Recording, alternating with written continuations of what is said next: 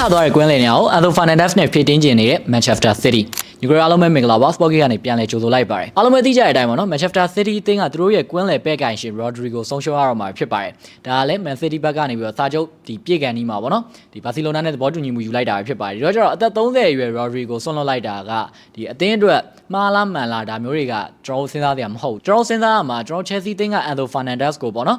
နီးပြတဲ့ Maresca ကခေါ်ခြင်းနဲ့ Man City နီးပြတဲ့ Maresca ကခေါ်ခြင်းနဲ့ Man City ရဲ့နီးပြတဲ့ Enzo Maresca ဆိုတာလည်းတခြားသူမဟုတ်ဘူးကျွန်တော် Chelsea အသင်းကိုကင်တွယ်ခဲ့တဲ့နီးပြဟောင်းဒီတော့သူ့အနေနဲ့ကြည့်မယ်ဆိုရင်လည်း Enzo Fernandez က Rodrigo ကိုလုံးဝဖြစ်တင်းနိုင်မယ်ဆိုတာတေချာသလောက်ရှိလို့လေဒီကစားသမားကိုလိုချင်တယ်ဆိုပြီးတော့ခေါ်တာဒီတော့အသင်းအနေနဲ့ကြည့်မယ်ဆိုရင်လည်း Man City အသင်းကပေါ့နော် Rodrigo ရဲ့နေရာမှာတခြားကစားသမားတွေမရှိဘူးလားမဟုတ်ဘူးရှိတယ် Rodrigo အစားထိုးလို့ရမယ့်ကစားသမားတွေရှိတယ်ဒါပေမဲ့ Enzo Fernandez လောက်ဒီလုံနိုင်စွမ်းမရှိကြဘူးလို့ပြောရမှာပါဘာလို့လဲဆိုတော့ Enzo Fernandez ရဲ့ကစားပေါက်ကိုကျွန်တော်တစ်ချက်ဒီ analysis center လေးပြောသွားပါမယ် Enzo Fernandez ကမိနစ်60မှာဘောလုံးထိချက်က85နဲ့အထက်ရှိတယ်ပြီးတော့ကျတော့ Man City ရဲ့ဒီ positional base နီးဗျူဟာမှာ100ခိုင်နှုန်းသွားပြီးတော့ကိုက်ညီနေအောင်တွေ့ရတယ်ပြီးတော့ပြိုင်ဘက်ရဲ့ PR ပေးခံရတဲ့ high pressing အောက်မှာလည်းဘောလုံးလုံးဝမပြောက်ဘဲနဲ့ပေးပို့နိုင်စွမ်းရှိတယ်အဲ့လိုမျိုးပေးပို့နိုင်စွမ်းကလည်းဒီ press resistant rate ကပေါ့နော်88ရာခိုင်နှုန်းအထက်ထိရှိတယ်ပြောတဲ့သဘောပါဗျာ Enzo Fernandez ကပြိုင်ဘက်အသင်းတွေကသူ့ကို PR ပေးပြီးတော့ကစားရတယ်Enzo Fernandez ရဲ့အသင်းကို PR ပေးခံနေရတဲ့အချိန်မှာ Enzo Fernandez ရဲ့လုံနိုင်စွမ်းက88ရာခိုင်နှုန်းထိရှိတယ်။ဘောလုံးကိုမပြတ်ဘဲနဲ့ပေးပို့နိုင်စွမ်းက88ရာခိုင်နှုန်းနဲ့အထက်မှာရှိတယ်။ဒီတော့ကျတော့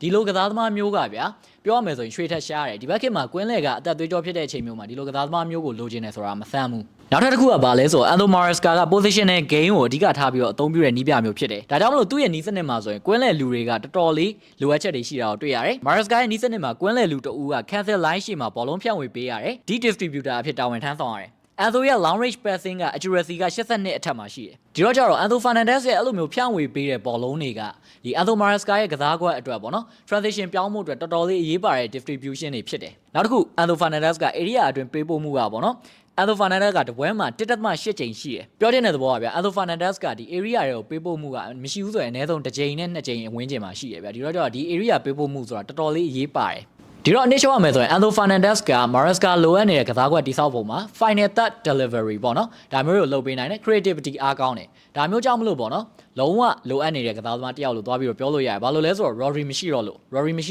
Enzo Fernandez ကို Man City ကလိုချင်တာဟုတ်ပြီဒီတော့ Chelsea အသင်းဘက်ကိုကြည့်မယ် Chelsea အသင်းဘက်ကိုကြည့်မယ်ဆိုရင်လည်းဗျာ Enzo Fernandez ကအသင်းမှာရှိမနေချင်တော့တာကြာပြီသူကလည်းသူနေတယ်ဗျာဆက်ပြီးတော့နေတယ်အသင်းကပြိသက်တွေမမောအောင်နေမယ်ဒါမျိုးကမှန်တယ်ဒါပေမဲ့သူကိုယ်တိုင်ကရှိမနေချင်တော့တာဖြစ်တယ်ဒီတော့ကျတော့ဒီလိုကစားသမားမျိုးကိုဗျာသိရမလားတန်120ပေးပြီးတော့လက်လွတ်မယ်ဆိုလဲလက်လွတ်မှာပဲဗျာ Chelsea အသင်းတွေကအရှုံးမရှိဘူးအခုချိန်မှာဆိုရင်လည်းဒီ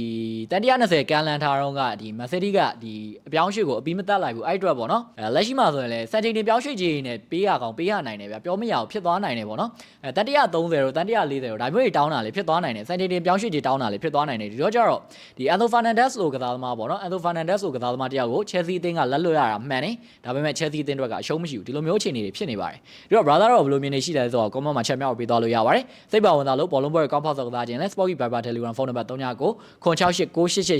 က်သွယ်ဆောင်လိုက်ပါလို့ပဲပြောချင်ပါတယ်ခင်ဗျာခုလိုမျိုးသုံးနေကြည့်သွားပြန်ညီကိုအားလုံးကျေးဇူးတင်ပါတယ်